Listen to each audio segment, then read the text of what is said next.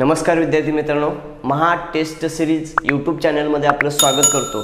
मित्रांनो, आपण मराठी व्याकरण आणि सामान्य ज्ञान विषयाचे जे टेस्टमध्ये येणारे अत्यावश्यक प्रश्न आहेत, प्रश्न तयार करत असताना मी पूर्णपणे विचार करून, म्हणजे यापूर्वी कोणते संभाव्य प्रश्न, यापूर्वी कोणते प्रश्न आयोगाने विचारलेले आहेत, तुमच्या पोलीस भरतीला असेल किंवा इतर सरळ सेवा भरतीला कोणते प्रश्न विचारलेले आहेत, त्याचबरोबर महापोर्टल ज्या परीक्षा घेते त्या परीक्षांमध्ये कोणत्या प्रकारचे प्रश्न विचारलेले आहेत, त्या सगळ्या प्रश्नांचा आढावा घेऊन, त्याचबरोबर इथून पुढच्या परीक्षांमध्ये कोणते प्रश्न येऊ शकतील, या सगळ्या गोष्टींचा अभ्यास करून मी स्वतः सामान्य ज्ञान या विषयातील सर्व प्रश्न तयार करतो।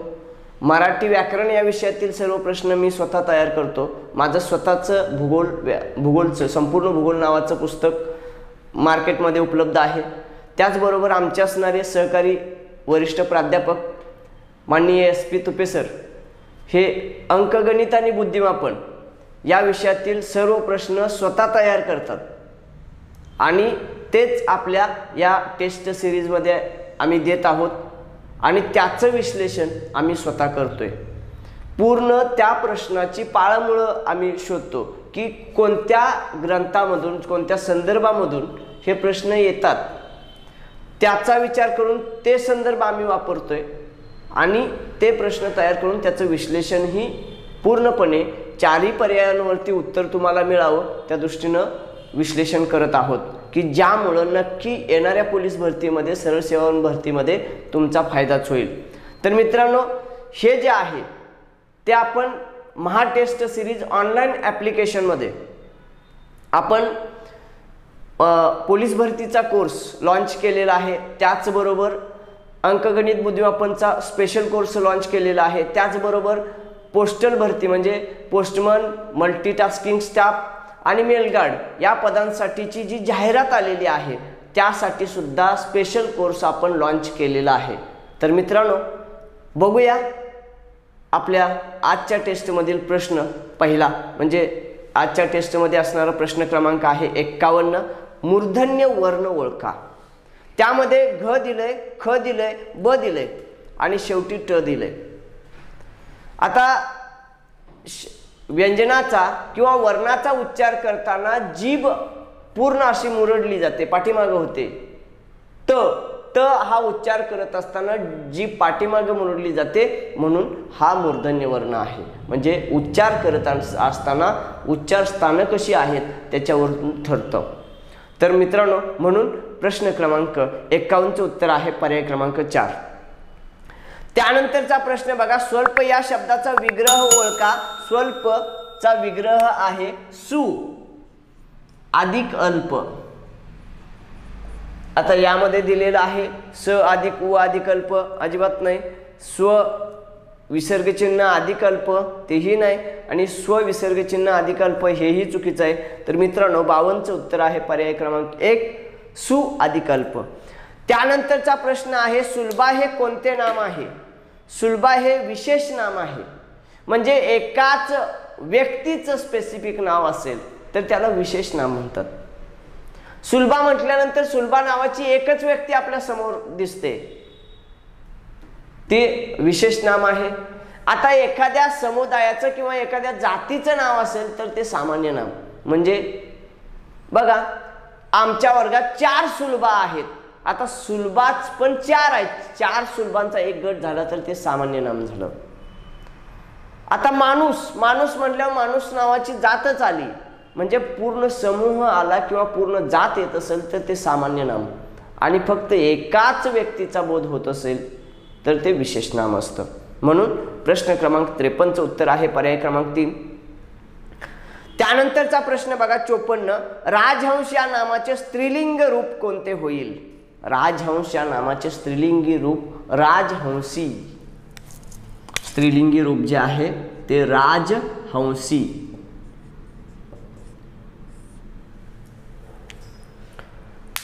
म्हणून प्रश्न क्रमांक 54चं उत्तर आहे पर्याय क्रमांक 2। त्यानंतर प्रश्न बघा 55, पुस्तकांना या शब्दाचे खालीलपैकी सामान्य रूप कोणते? आता शब्द कोणता आहे? पुस्तकांना।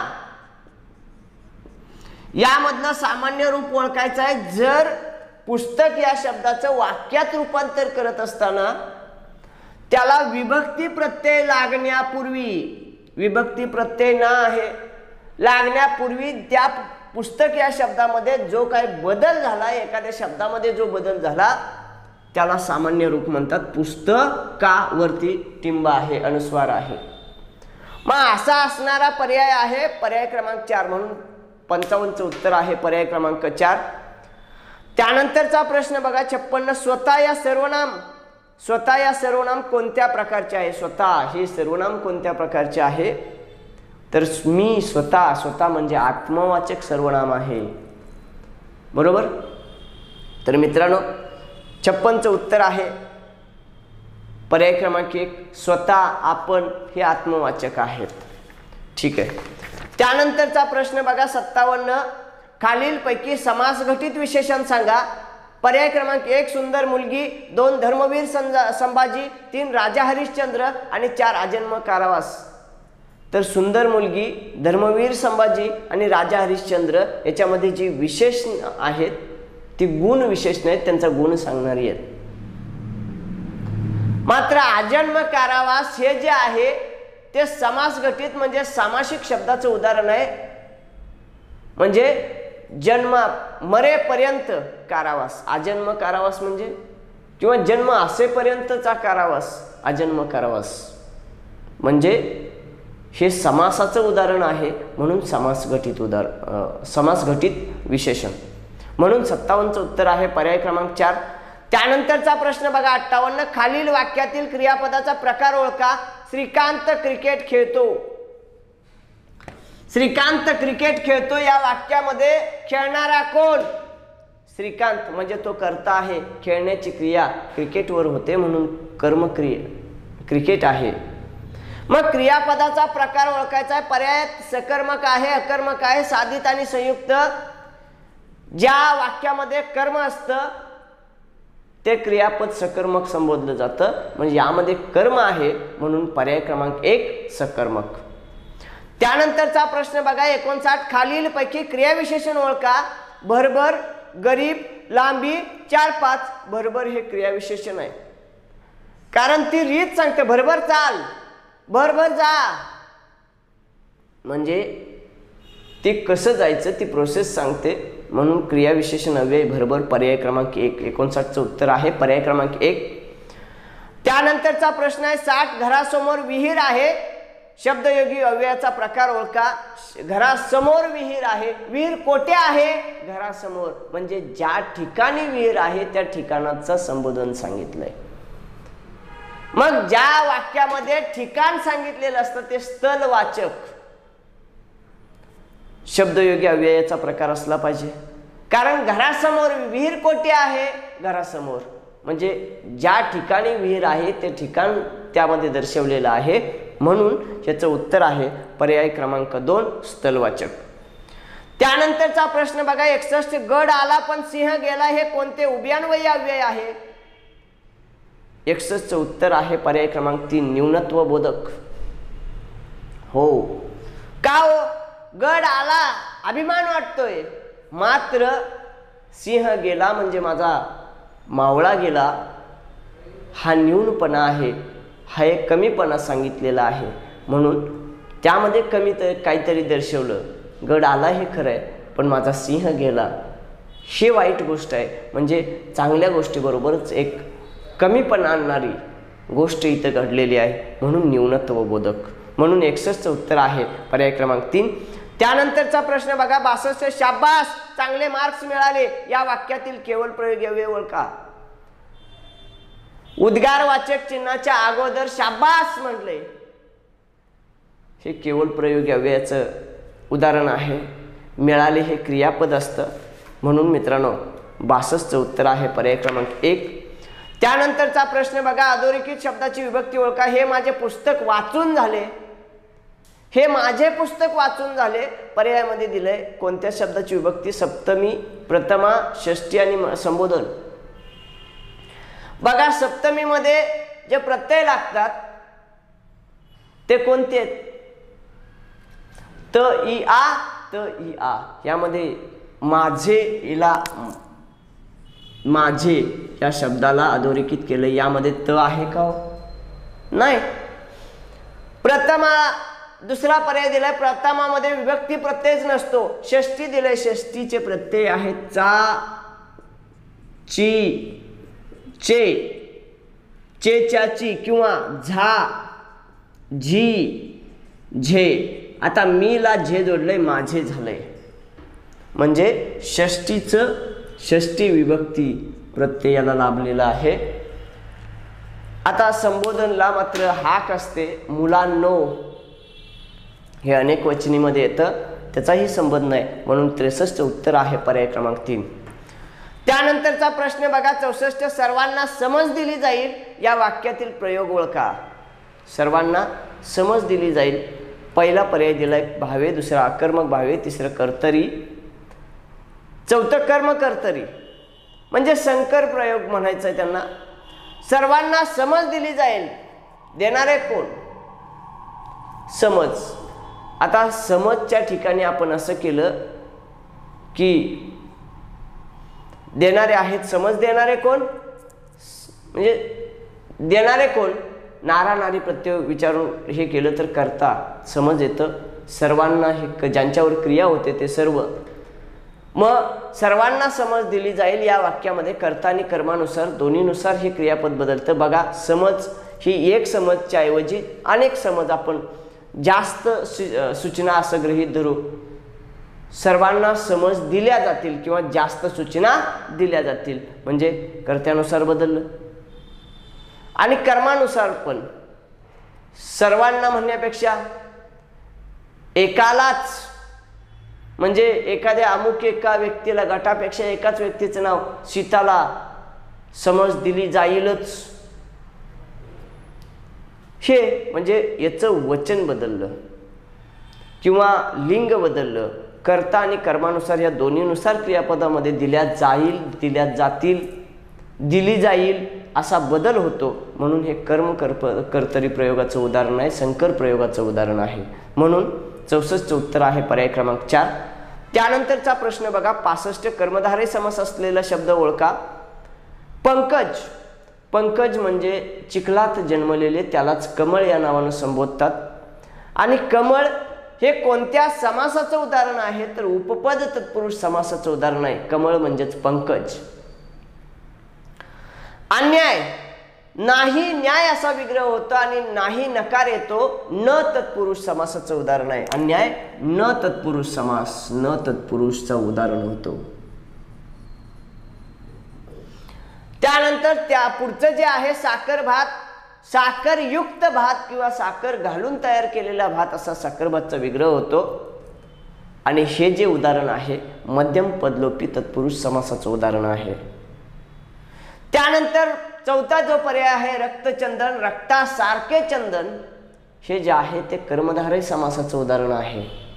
मित्रांनो हे चारीच्या चारी पर्याय जे पंकज, अन्याय, साखर भात आणि रक्तचंदन हे चारीच्या चारी पर्याय तत्पुरुष समासाची उदाहरणं आहेत. आणि कर्मधारय, मध्यम पदलोपी, न आणि उपपद हे सगळेच्या सगळे तत्पुरुष समासाचे उपप्रकार आहेत.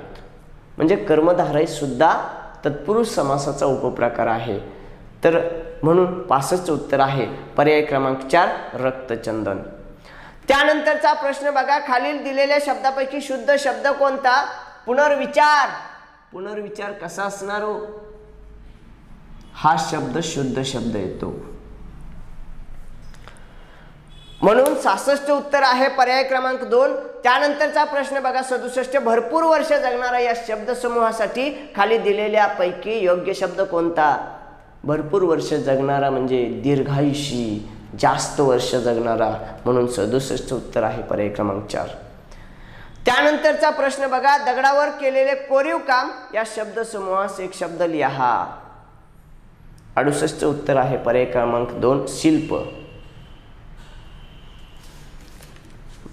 त्यानंतरचा प्रश्न बघा 69. विंचवाचे बिराड पाठीवर या म्हणीचा योग्य अर्थ द्या.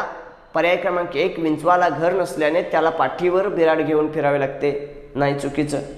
गरजेपुरत्या गोष्टी घेऊन जाणे हे विंचवाच्या बेराड पाटीवरचं उत्तर आहे.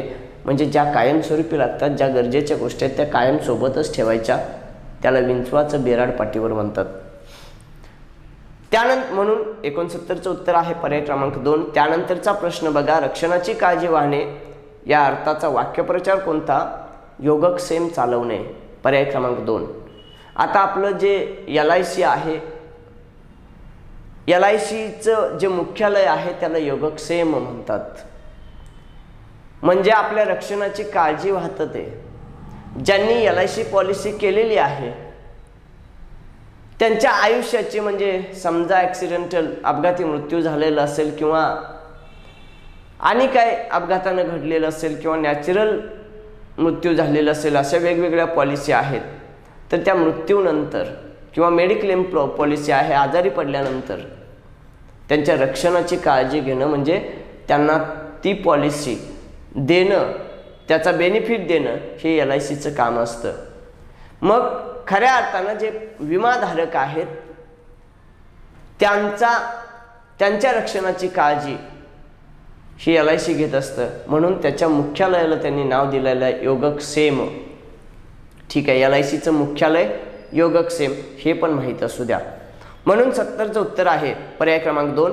त्यानंतरचा प्रश्न बघा, 71 नीटनेटका या शब्दाच्या विरुद्धार्थी शब्द ओळखा, पर्याय क्रमांक 4 गबाळा. नीटनेटका असेल तर दुसरा गबाळा म्हटलं पाहिजे, कारण तो नीटनेटका वागतच नाही असा. 71चं पर्याय क्रमांक 4. त्यानंतरचा प्रश्न आहे 72 पाणीग्रहण याचा समानार्थी शब्द कोणता? विवाह, बरोबर आहे. त्यानंतरचा प्रश्न बघा 73 पांढरा कावळा. पांढरा कावळा म्हणजे निसर्गात नसलेली वस्तू. पांढरा कावळा कधी असतो का? नसतो. काळा कुळकुळीत देखणा पान. मग 73चं उत्तर आहे पर्याय क्रमांक 1 अनासक्ती. अनासक्ती म्हणजे त्याच्या या शब्दाचा अर्थ काय? आसक्ती. म्हणजे त्यानंतरचा हे बघा 74चं उत्तर आहे पर्याय क्रमांक 2. त्यानंतरचा प्रश्न बघा, मीठ भाकरी म्हणजे काय? मीठ भाकरी म्हणजे साधे जेवण, म्हणजे साधे आमची मीठ भाकरी असं म्हणतात. याचा अर्थ आमचं जेवण बाबा साधं आहे असा त्याचा अर्थ. मीठ भाकरी म्हणजे प्रत्यक्षात मीठ भाकरी नव्हे, तर साधं सुद्धा पद्धतीचं आमचं जेवण आहे असा त्याचा अर्थ. मीठ भाकरी खाऊन आम्ही जगतोय याचा अर्थ साधं जेवण आम्हाला पुरेसं होतंय, त्याच्यावरतीच आमचं चरितार्थ चालतोय असा त्याचा अर्थ होतो. ठीक आहे, 75चं उत्तर आहे पर्याय क्रमांक 3. तर मित्रांनो, आज आपण मराठी व्याकरण या विषयातील अत्यावश्यक 25 प्रश्नांचं विश्लेषण पाहिलेलं आहे. असेच पुढच्या टेस्टमध्ये ही आपण पाहत आहोत आणि तुम्हाला पुढच्या वेगवेगळ्या टेस्टमध्ये अजून चांगले प्रश्न तयार करण्याच्या दृष्टीने आपण प्रयत्न करत आहोत. MTS ऑनलाईन अकॅडमी आपल्यासाठी प्रयत्न करत आहे की नक्कीच तुम्हाला यशापर्यंत पोहोचवण्यासाठी आमची असणारी ऑनलाईन अकॅडमी सहाय्य करेलच. अजूनही तुम्ही MTS ऑनलाईन अकॅडमीमध्ये प्रवेश घेतला नसेल, ॲप डाउनलोड केलं नसेल तर ते डाउनलोड करा. ॲपवरती असणारे जे कोर्सेस आहेत, पोलीस भरतीचा कोर्स असेल, पोस्टमन मेलगार्ड मल्टीटास्किंगचा कोर्स असेल आणि फक्त अंकगणित बुद्धिमत्तेसाठीचा कोर्स असेल, हे आपण लॉन्च केलेलं आहेत. त्याचे क्ल्यू वेगवेगळे आपण त्यामध्ये भरपूर प्रमाणात शॉर्ट ट्रिक्स वगैरे देतोय की ज्यामुळं तुम्हाला कमी कष्टामध्ये जास्त आउटपुट मिळेल आणि तुम्ही शासकीय नोकरीमध्ये समाविष्ट व्हाल, त्या दृष्टीने आपण प्रयत्न करत आहोत. तर मित्रांनो, भेटूया पुढच्या लेक्चरमध्ये. धन्यवाद.